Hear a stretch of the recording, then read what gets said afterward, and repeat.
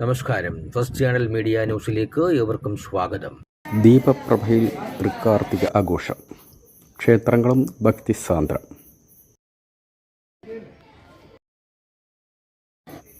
വൃശ്ചിക മാസത്തിലെ തൃക്കാർത്തികയായ ഇന്ന് വീടുകളിലും ക്ഷേത്രങ്ങളിലും നിലവിളക്കുകളിലും മൺചിരാതുകളിലും കാർത്തിക ദീപം തെളിഞ്ഞു.